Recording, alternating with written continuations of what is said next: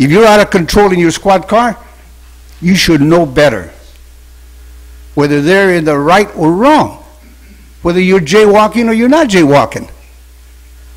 You should be able to command that car and drive it at a point that is safe. I haven't yet seen CAL FIRE with a much bigger vehicle have an accident. Or anybody here with the city of Atwater PD, fire department when they had it. And that takes some stopping.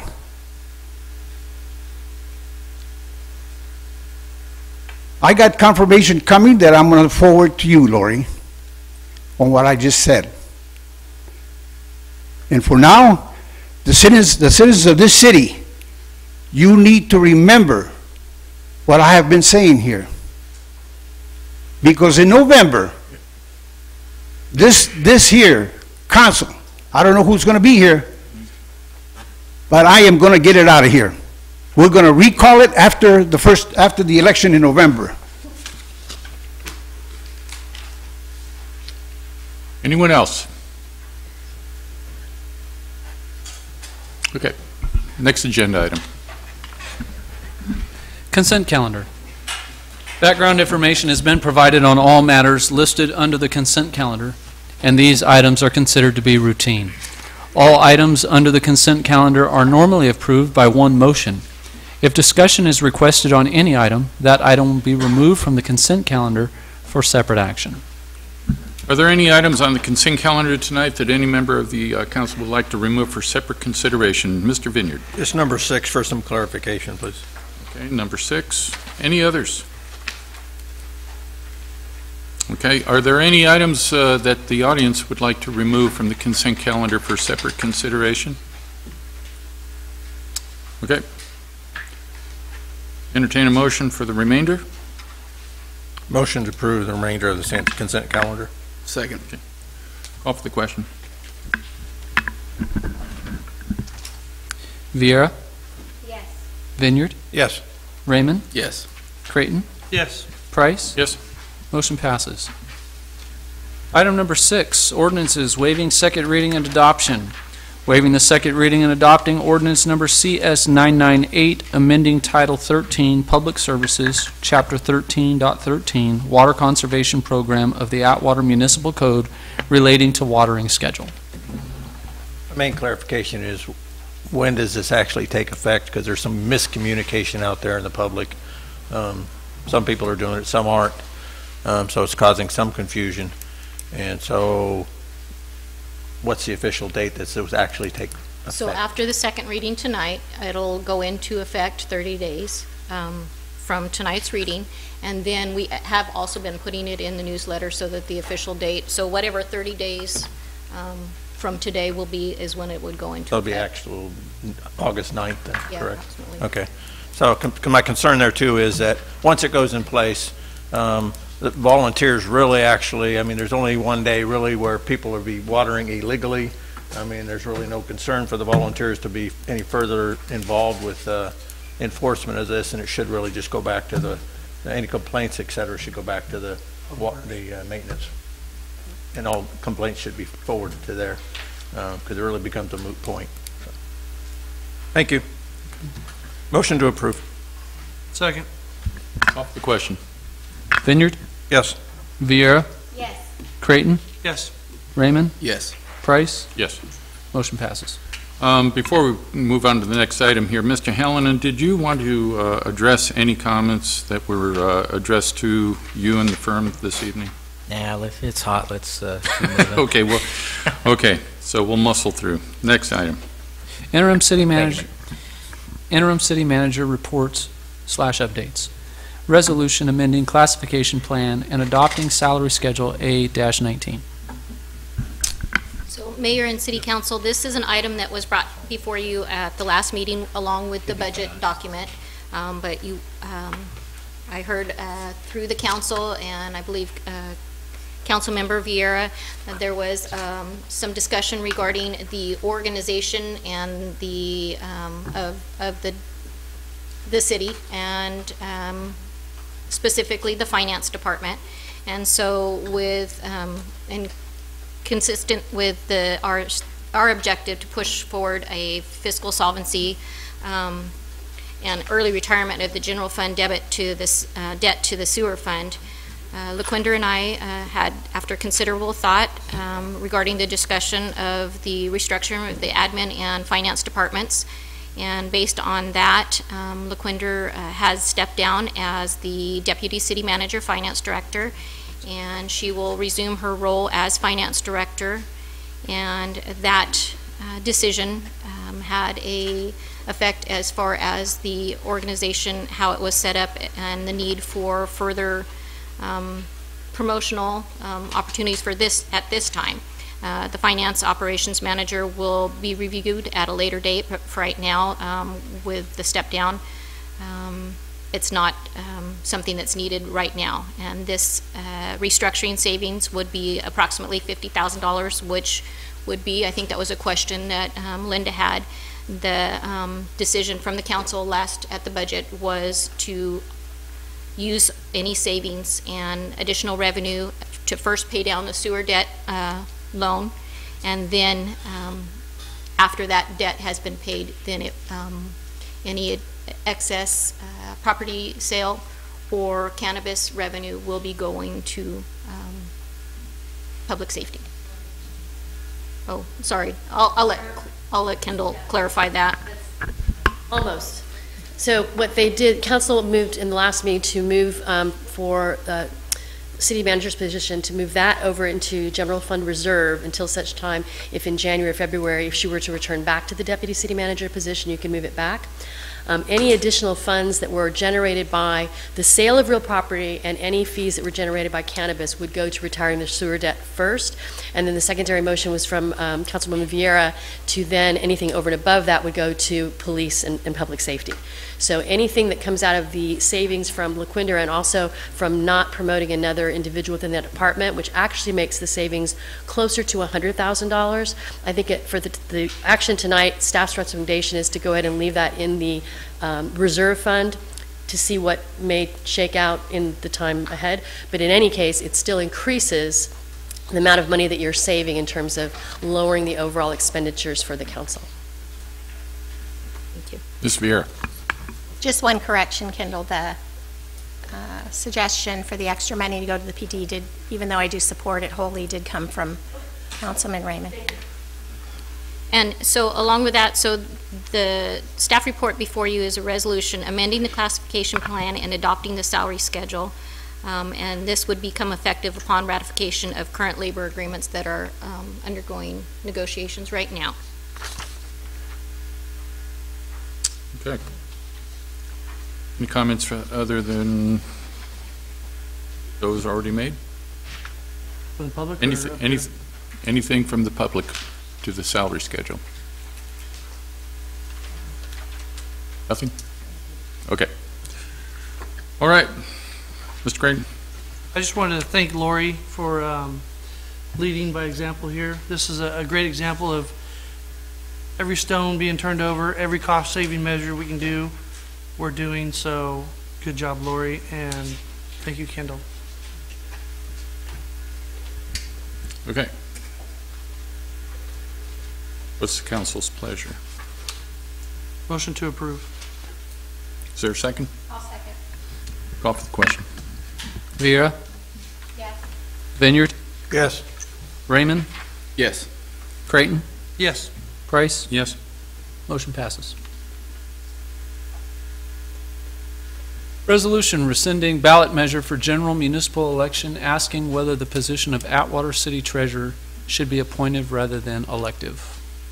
So Mayor and City Council, this is another item that actually was brought before the council, and we moved forward for a resolution with the city treasurer as well as the city clerk, asking the public whether the position should be appointed rather than elected. And it was recommended that the council would like to see this resolution rescinded. So that's what this item is doing. Any comments? Comments from the public? Okay, entertain a motion. Motion to approve. Second. Call for the question. Raymond, Yes. Creighton, Yes. Vineyard, Yes. Viera, Yes.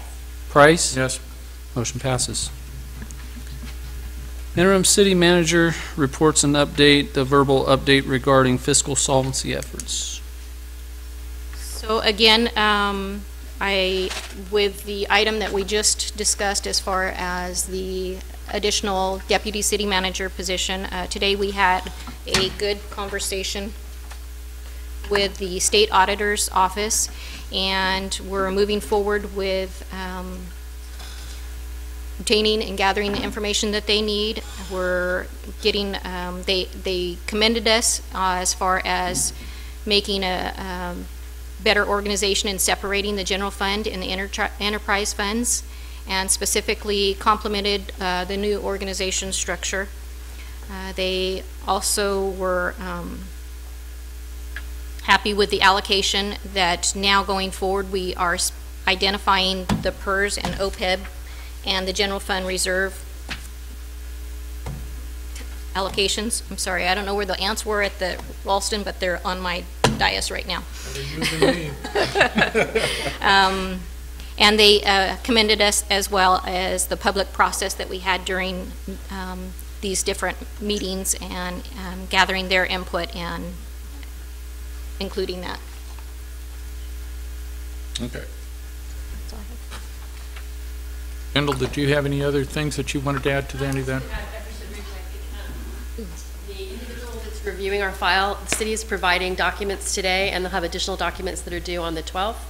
We've also been working closely with Supervisor McDaniel, as well as Senator Canella and Assemblyman Gray, trying to get some additional letters of support. I think the thing that I walked away from that particular meeting is the woman on the other end was actually happily surprised. I mean, I think we want to share that. She said that she was very impressed with the way that the city's finances looked as compared to the 2 previous years that she had looked at. And she was also, I want to say, very complimentary of the fact that council was going to take the action to reduce those deputy city manager positions because they felt that it was a little too top heavy. But overall, I think we both walked away from the conversation feeling cautiously optimistic. We will be submitting additional documents, and then August, what is it, 16th, Lori? We'll be going back to Sacramento to discuss that further and find out what's going to be happening. But I do think that it's definitely a move in the right direction, and they definitely expressed, I would say, positive feedback and really addressed all the things that they had concerns about. Mr. Vineyard? Being as I can't write quite as fast as you talk, could we have that in a report? Yeah, please. Also, I know we talked earlier with your chart here, just make sure we add the lawyer to it, because I'd really hate to have the audit committee look at this and not see the lawyer in our organizational chart and wonder where they're at. So appreciate that. Thank you. Mr. Creighton? I just want to commend the council and staff and echo what Kendall said about the state auditor, that this is the first budget they've seen that is headed in the right direction. We're doing the right things. It's probably not going to be popular with a lot of people. They're getting different perspectives from the audience and at home, and that's okay, and that's good feedback because we need to be held accountable, but we need to do better. This isn't the perfect solution, but it's a step in the right direction, and we have a plan being developed that's going to keep future councils from running adrift. So that's kind of what put this community in the position we're in, is there was no plan, there was no direction. It was just kind of make it up as they went. So this is a really positive situation that is, or negative situation that's turning positive for this community. And I want everybody to know that we're working diligently on this, and there's not a member on the council that hasn't put 100% into this to get our solvency back on track. So I want to thank everybody for that. Okay. Any other comments? Okay. It's an informational item, so we'll move on to number 11. Ratifying employment agreement for interim police chief. Mayor and council, so before I start with this item, I do want to thank previous interim Armando Echeverria. He stepped up in a difficult situation. We asked him to do that. He did it to the best of his ability. He was conscientious in the duties that he was assigned, and so this takes nothing away from him. But during that time, it was apparent that the city needed to bring in a seasoned police chief to assist in the day-to-day operations of the police department. and determined that an outside objective third-party interim police chief would be the best benefit to rebuilding the department structurally. Interim Chief Drew Bessinger, who the mayor introduced tonight, he comes from a 40-year background in law enforcement. He has served 3 other cities as interim chief, and I think he brings to the department some good tools that we can use to move forward. Okay. Chief, do you want to step forward here and let the public take an eyeball look at you and say a few comments, if you will? If you wish.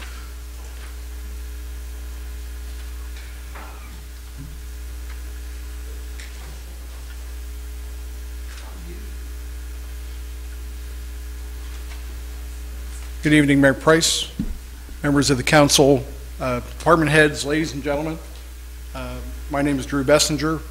I come from a background of over 40 years of law enforcement experience.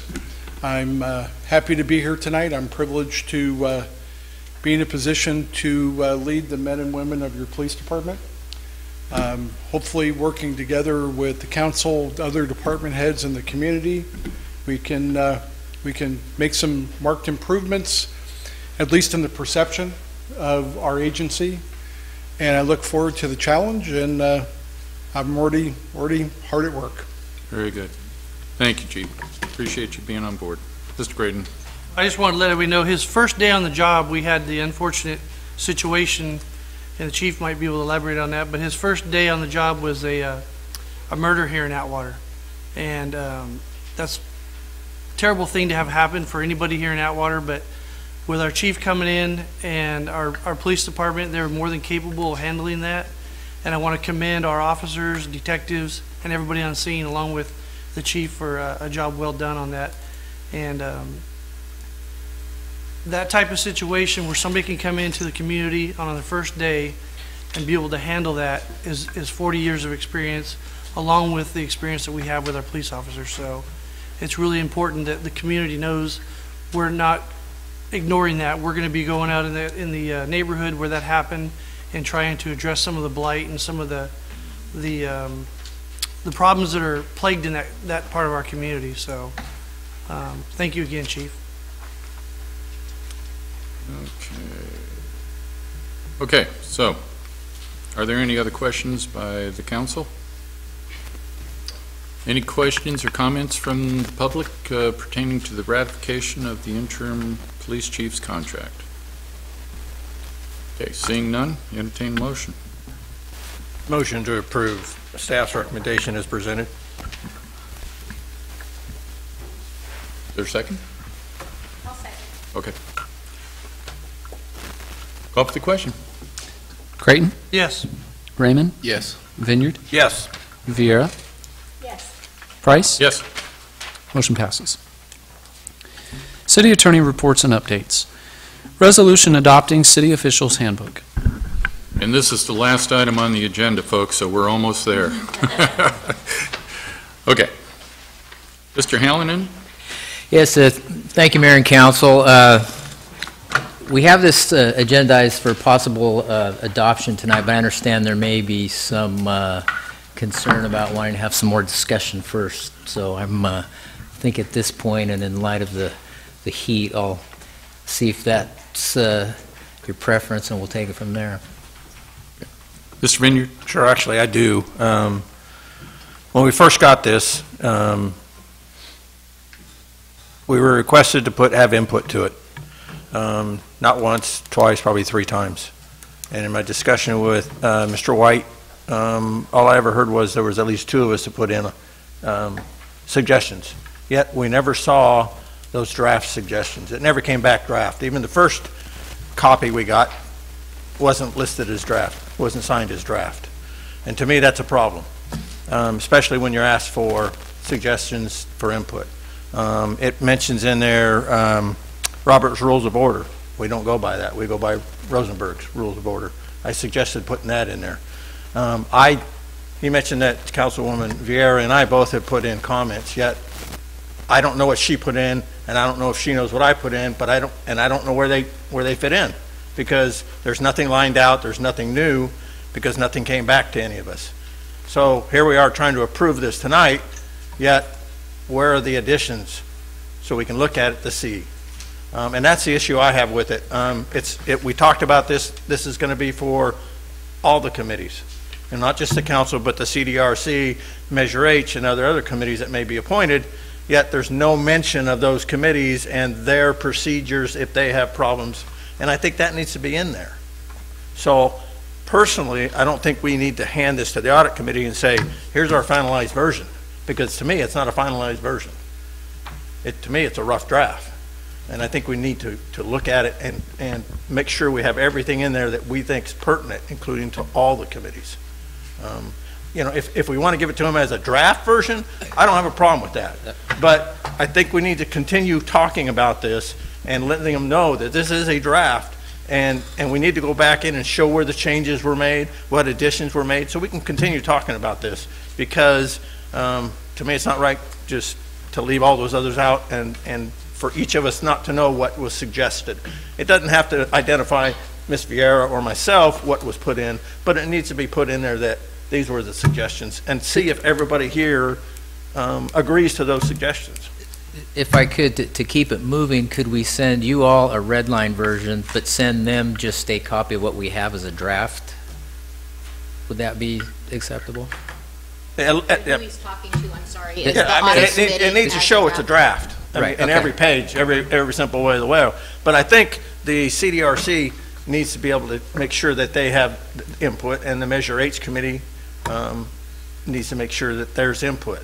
And I'm not sure that all occurred. Yeah, So no, that's my personal opinion. point's well taken out. We just want to get it to continue to show progress. I understand on that. So I understand, but I don't want it to be this is solid, because that locks us in. And I'm not ready to be locked in on this handbook, since I don't know what's all been changed. And there's some other changes that I would like to see. So. Okay. Ms. Vieira? Yeah, I do agree with Jim on that. I know that one of the items that the auditor is asking for is some kind of handbook. And so I think it is a good idea that we do adopt it as a draft. And I do agree with Jim. There's things in there still that I had made suggestions on. As I think we do need to maybe just bring it back to a future council meeting, so that we can kind of, like we did the budget, go through it item by item, or at least thumb through it a little faster or a little slower than what we've done. So I would agree with you on that. So I would make a motion that we amend the adoption to adopting Resolution 304818 as a draft city official handbook. And make sure that it is stipulated to the audit committee that it is in fact a draft and a work That it's clearly in marked progress. as draft and a work in progress. I And agree 100%. a red line copy come back to us. I second that. Mr. Green? I agree with Mr. Vineyard and Ms. Vieira. We need to continue working on it. Do we need a motion on this, as we're just going to submit this with our report as a draft? Staff's going to keep working on it, so can we just hold this as a placeholder, or do we need a motion on this? I don't think we need a motion. Well, I think Either- Lori had suggested that she wants something to be able to go and show, look, it's not perfect, but we are working on it. There are still items that need to be updated or corrected, but here's something tangible that we are, to show good faith. I agree. So far, I think what the state is seeing is good faith, and I think, you know, let's give Lori the tool to continue to show that, so. Okay. Thank you. Okay. So with, Can I make a comment? yes, certainly. And also, with the extending time, we will make sure that the audit and finance and CDRC actually have a chance to. They were all emailed, well, I can't speak on behalf of the audit and finance, but CDRC was emailed, but we'll take it as an agendized item, and that way they can make their comments and suggestions too before it comes back to you. You'll have that. So I appreciate the opportunity to be able to present that. And the auditor, in our conversation today, she knows that there's things that we can't do overnight, but I think, as Councilmember Vieira said, if we can at least show that we're moving in the right direction, that's a good thing to do. Yep. And once we do bring this back for discussion, I would like, before it comes back to the council, that, as was mentioned, the Measure H Committee and the CDRC have it agendized. Perhaps they could do a joint meeting, I don't know, but in any case, any and all of their recommendations to come to the council and be part of any kind of a staff report to see what suggestions they have, in addition to whatever may come from this body. And maybe even we might see what other communities might have also. Not so much to adopt it, but maybe there's something in there that we forgot. And maybe there's something another community may have in there that might work for us. Just a suggestion. But in any case, before it comes back to us, though, the Measure H Committee and CDRC be afforded the opportunity to agendize it, have it brought back. Excuse me, Mr. Mayor. Yes. Councilmember Vieira, I want to make sure I get this right for the record.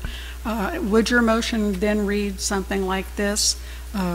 Motion to adopt Resolution 3048-18, adopting a draft city officials handbook establishing rules, procedures, and guidelines for the city officials in conducting city-related business. And Yes, correct. and there is a, were you seconding it with a caveat that the red line addition come back to the council? Yes.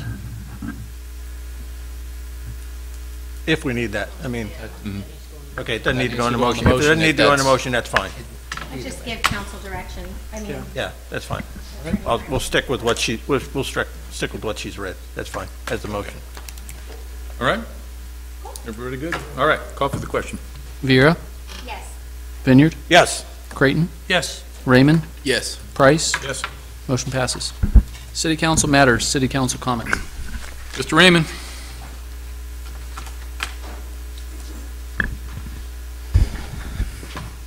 I would like to thank Greg McDaniel for his years of hard work on the 4th of July committee and all you've done. You've poured your heart and soul into it, and we, as a community, thank you for that. Good to hear you're not going away completely. You've got your other stuff you're working on, so that's good. That's good. And to all those who didn't attend, the July 3rd, the night before the 4th, was a fantastic event. I know the mayor was out there. Councilman Creighton was out there.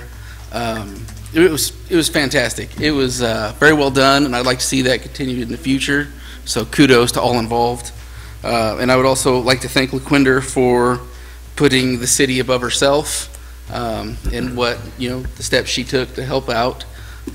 That's it. Good. Ms. Vieira?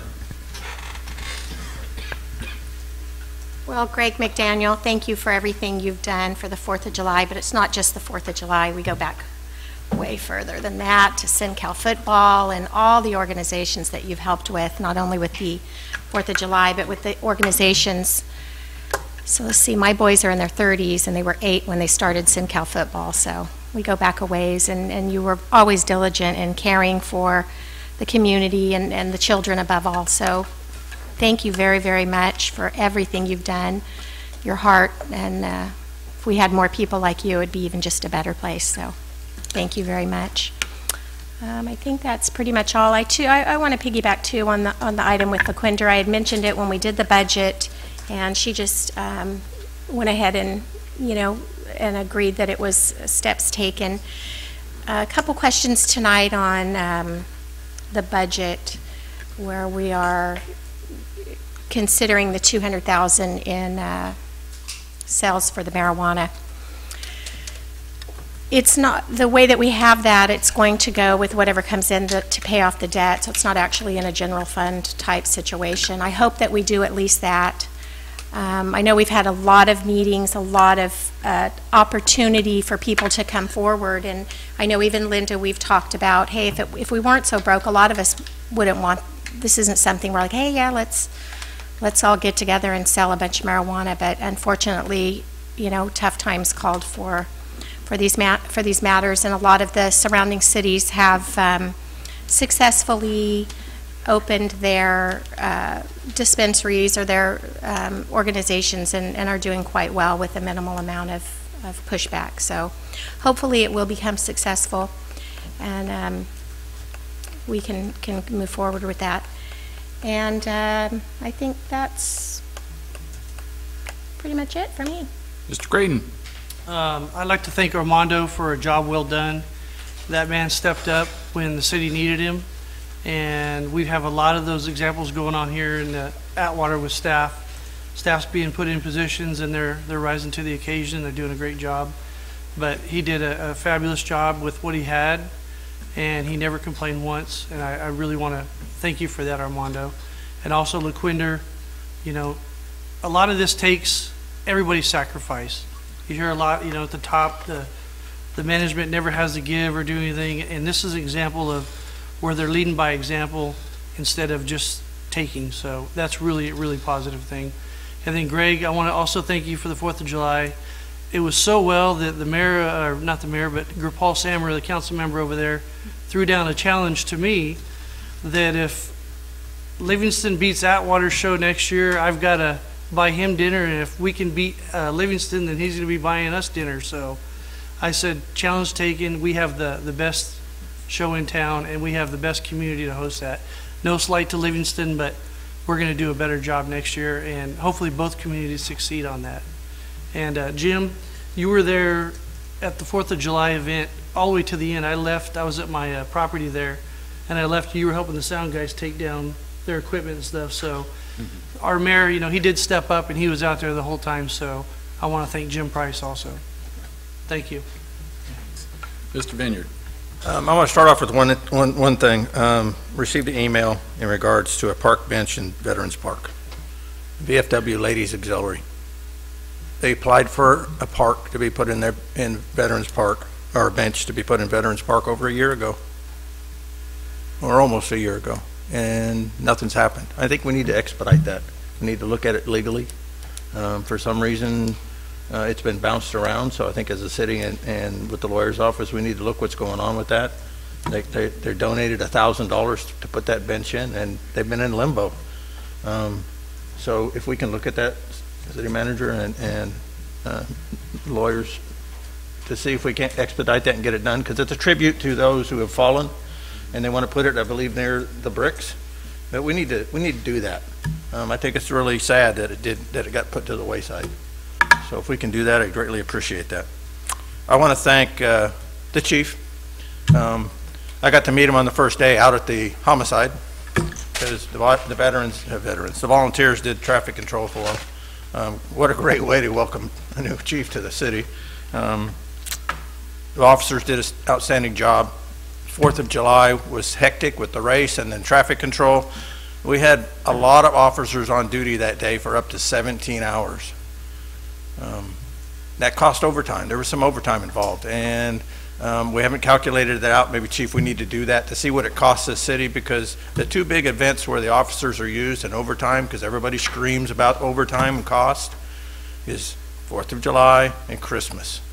Well, the 4th of July, the officers had over 100 service calls. That's fireworks, that's fights. There was an attempted child abduction. They assisted the SO on a brawl. They wrote 7 citations for illegal fireworks and confiscated 60 pounds of illegal fireworks. Now, this isn't just the packaging, folks, but this is 60 pounds of explosives. So that's you take all those fireworks, you start breaking them apart, and you start weighing the explosives. That's a lot. And they probably could have done more if they're in unmarked cars. But the abduction was stopped because we had so many officers on duty, and Officer Rivera was on that motorcycle we have that's very quiet, and he zipped over there, and the people gave him a great vehicle description, a great suspect description, and they were able to get the guy in a hurry. And we had units get over there in a hurry and corral the guy. So it's all about having enough officers and having a great description that we were able to do that, including trying to get to all the calls for illegal fireworks. And that's why I'm so passionate about it. Obviously, I had 36 years in doing that. I had 18 years doing the law enforcement side. And unless you see it happen, you can't write a citation. And they're out there on their cell phones, especially nowadays, on their texting with Twitter and everything else. They see a cop car coming, and they're notifying the people to split. And what's left, you can confiscate, but you can't cite anybody. And the state used to have a program where they used to send a task force down south, and they'd go across the border, and they'd watch people load their cars with illegal fireworks, track the license plate, make and model, and follow them back and arrest the people. The problem was the courts would go, oh, you already took $2,000 worth of fireworks from them. Okay, we're going to fine them $1 and release them. It wasn't cost effective. They stopped doing the program. So we need to put the pressure back on Sacramento that we need to start doing something everywhere. That's the only way you're going to knock this down. But the officers did a fantastic job. I mean, if we had 20 volunteers, we could have the volunteers doing all the traffic control and all the officers go out doing all the citations and doing all the confiscation, but we don't. But the officers busted their tail that night. And every day I see them, they bust their tails doing their job. And I commend them. There's a way we got to figure out how to recoup some of this cost, though. Maybe open up Veterans Park and have parking. Charge a little bit for parking. Let the people walk to Castle. I don't know. Maybe share the cost with the county somehow. I don't know. But there's a cost there, the 4th of July. And it's probably in the $5,000 to $10,000 range that costs the city. But we need to find a way to bring that back. So we have to have discussion on that. But there weren't any accidents, thank gosh. Everybody was peaceful, had a great show. Thank you for enduring the heat. And have a good week. Thank you. Yeah, I just want to just finalize the 3rd of July thing that we did this year over at Ralston Park. It really was, that was something that I went and suggested for 2 years, and this year they said, okay, we'll try it. And I tell you, I was a nail biter there because right around 7 o'clock there was maybe a half a dozen people or so milling around over where the Margarita machine was and that kind of thing. And once Flashback kicked in and started playing and all that, the place filled up. It was overflow crowd. People were going to the vendors for food and all that. It was a real success, and everybody had a real good time out there, and I think we can look forward to doing that on 3rd of July again next year. I know the group had a great time, and they asked if they could be booked for next year again, so I said, well, it's a little early, but if it comes off as good as it was, they really sounded well, and it was a good deal. With this heat that we've got going on right now, you know, we've all probably got friends or neighbors or somebody that are, may be elderly or whatever. Check up on them. You know, this heat sometimes gets to people, you know, we're not familiar with. And a question that I wanted to pose to Lori is, do we have any plans for a cooling center? I actually spoke with Battalion Chief Justin White, and so he can maybe give us an update. Justin?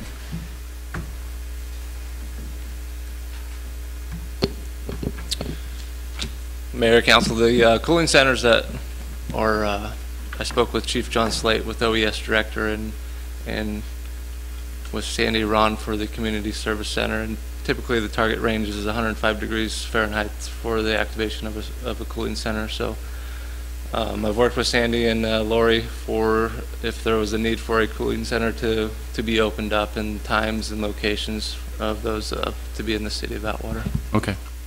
So 105 it has to hit before it doesn't have to hit that, but that's the temperature that OES makes Yeah. phone calls out to the cities for recommendations. We got the waters and everything else available. Okay. Okay, well, in any case, if you could keep an eye on your neighbors, if you know any elderly folks that may be, you know, by themselves or whatever, knock on the door, check on them, see what's going on with them, make sure that everybody is safe and sound, and that we don't have any issues with that. And yeah, we're in for a stretch of hot here, it sounds like. So in any case, well, you guys all endured it tonight. Thank you so very much. Yeah, man, you guys are die-hard, dedicated folks, aren't you? They are. Yeah, they are. Thank you so much, everyone. Thank you at home for watching. Good night, Maxine. And God bless you all. Drive safely. This meeting is adjourned.